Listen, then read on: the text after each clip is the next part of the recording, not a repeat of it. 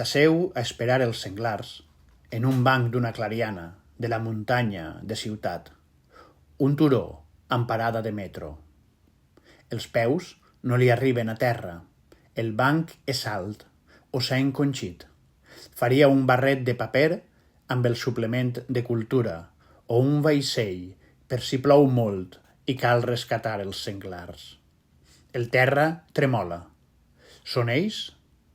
No és el seu trot ni la tempesta.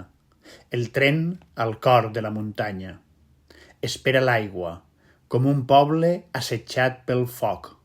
Una veu recita destinacions a l'andana, sota els senglars.